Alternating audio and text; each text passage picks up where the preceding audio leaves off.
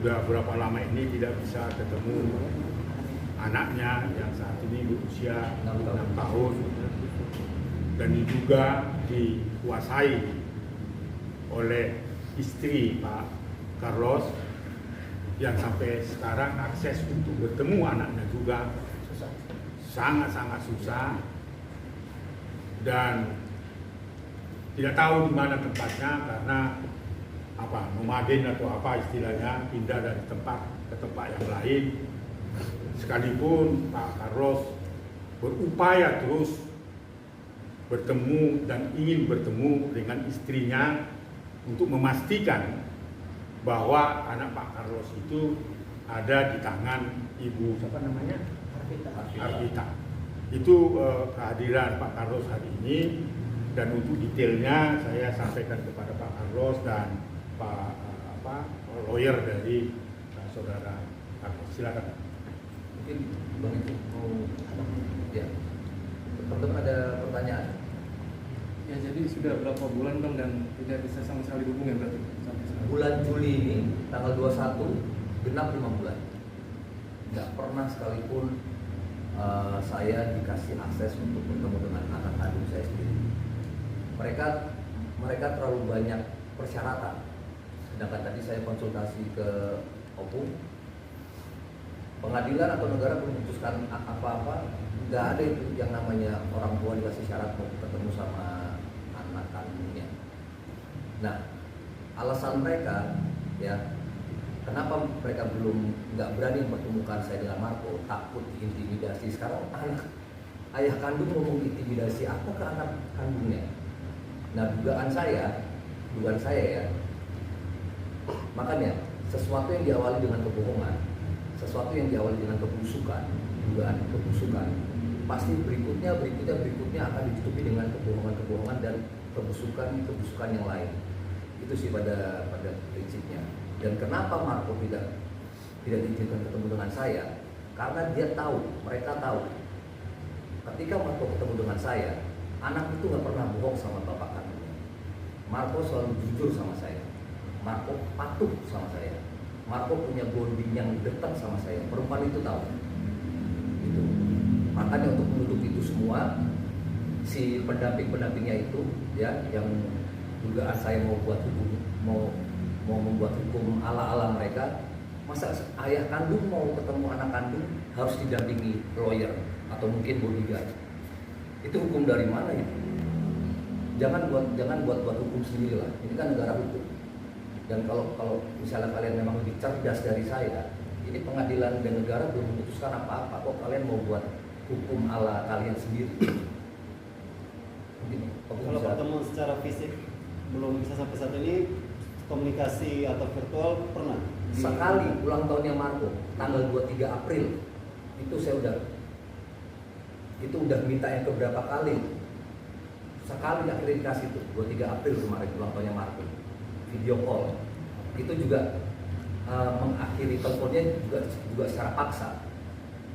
Karena apa? Si perempuan nggak nyaman saya ngobrol dengan Marco karena saya menanyakan sesuatu. Itu menceritakan apa Bang waktu video call sama Marco? Padahal saya baru nanya awalan aja itu. Contoh, satu, Marco itu kenapa kok buntutnya dipotong pendek? Tuh, si perempuan nggak nyaman dengan pertanyaan itu. Saya nanya kan, siapa yang nyuruh Marco kok buntutnya dipotong pendek? Dia nggak nyaman. Pertanyaan kedua, Marco sama saya, dia bisa menjawab 56 pertanyaan kelas TK besar ya. Dia bisa menjawab 56 pertanyaan ilmu pengetahuan umum yang saya buat ini, saya catat. Setiap pagi selama perjalanan ke sekolah itu saya tanyakan dan Marco hafal semua. 56 pertanyaan ilmu pengetahuan umum, ada buktinya di rumah. Ketika saya video call, saya kasih pertanyaan yang paling gampang di antara yang susah. Marco nggak bisa jawab. Saya tanya, Marco nggak pernah belajar. Kok nggak pernah belajar ilmu pengetahuan lagi? Nah, si perempuan nggak nyaman dengan pertanyaan itu. Akhirnya telepon diputus secara paksa dan itu ada buktinya. teman-teman wartawan sempat merekam itu dan mengeluarkan kata-kata cukup apa ya, nggak beretika sih menurut saya. Udah dikasih hati minta jantung, dia mengucapkan itu. Bang Yama, sesulit apa sih untuk bertemu dengan anak hingga akhirnya melaporkan hal ini ke Ya. Komnas Anak gitu? Bagaimana? Tingkat kesulitannya untuk bertemu anak itu Nggak seperti dikasih apa? akses. Saya selaku ayah kandungnya nggak dikasih akses mau ketemu anak kandung sendiri. Makanya saya udah beberapa upaya kan udah saya lakukan kan. Saya datangi TKP yang awal, mental. Marco harus berpindah tempat lagi. Kalau perempuannya sih nggak saya peduliin. Saya datengin TKP yang kedua yang di apartemen seputaran mana Cibubur. Itu jarak saya sama Marco udah cuman pintu itu. Si perempuan sama Marco ada di dalam unitnya waktu. Saya udah didampingi oleh Propam, saya udah didampingi oleh Chief Security setempat, tapi si perempuan nggak mau bukakan pintu. Kenapa saya minta didampingi Propam? Karena ada dugaan oknum berseragam mau ikut campur, mau sok menghalang-halangi saya dari awal memang. Nanti oknum berseragam itu akan saya ungkap di pengadilan. Gitu. Padahal saya datang baik-baik, saya nggak teriak-teriak di unit itu, saya cuma pengen bertemu dengan anak. Tapi nggak dibukain pintu. Sampai Propam datang itu dia nggak bukain pintu dengan berbagai macam alasan. Akhirnya udah saya tarik mundur, saya balik kanan, masuklah LP di Polres Tangerang Selatan. Nah itu bisa mungkin dijelaskan oleh Bang Riki. Mas, mungkin dugaan sekarang Mas Yama Carlos terhadap istri apa masalah alasannya untuk anak ketemu Mas? Ya, Ya dugaan sementara Mas Yama apa? Istri melarang untuk bertemu. iya kan perempuan itu kan selalu menjual ke rekan-rekan media kan. Dia yang selalu dia jual kan. Saya pernah membawa Marco 2 kali. Itu yang dia jual kan. Cerita itu yang dijual kan. Cuman cerita yang dia jual itu kan tidak penuh. Sepenggal. Sekarang dia pernah menceritakan ke media cerita yang utuhnya itu seperti apa. Nggak berani dia pasti. Karena 2 kali saya bawa Marco itu muncul dua kali surat pernyataan atas tindakan yang dia lakukan, dan nanti saya akan ungkapkan di pengadilan. Nggak berani mereka itu andalannya selalu menjual cerita sepenggal. Nggak berani mereka mengungkapkan cerita yang utuh. Karena saya tahu kalau mereka mengungkapkan cerita yang utuh itu sangat merugikan buat si perempuan.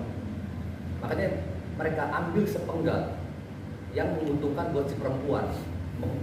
Kesannya dia terzolimi, kesannya dia paling tersakiti. Itu dugaan yang pertama, ya. Dugaan yang kedua, kembali lagi, Marco ini sangat jujur sama saya, dia sangat patuh sama ayah kandungnya.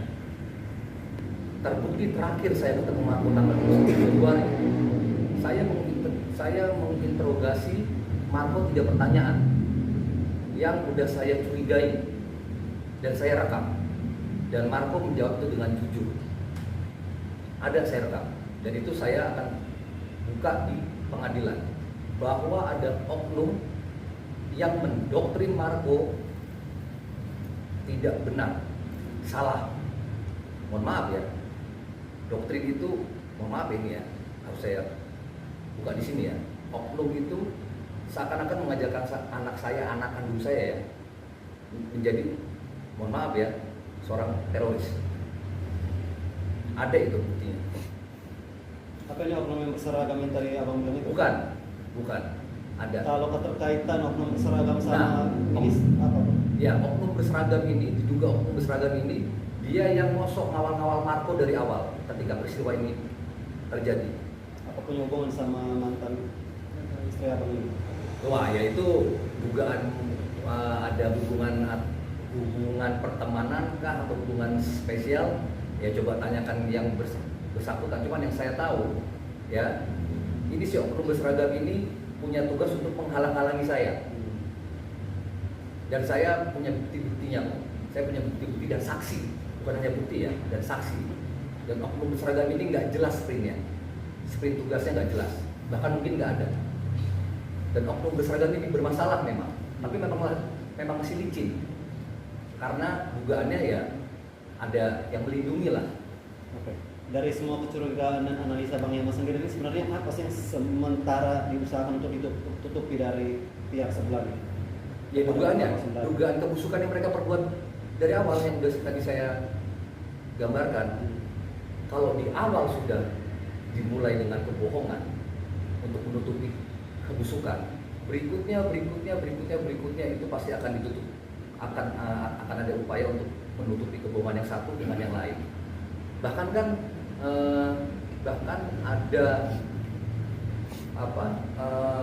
ada salah satu partner saya yang tadinya kami di awal itu punya itikat untuk bekerja sama karena kami berdua sama di pihak korban, itu akhirnya mundur karena udah diancam-ancam lah dari salah satu pihak sana. Terus ada yang berhubungan dengan oknum berseragam ini ya. Oknum berseragam ini jadi punya hubungan dengan informan saya, ya kan? Nah, si informan saya ini juga udah diancam-ancam. Salah satunya dengan kalimat begini nih. Kasih tahu si Yama itu, dia belum tahu itu sedang berhadapan dengan siapa. Nah, itu oknum berseragam.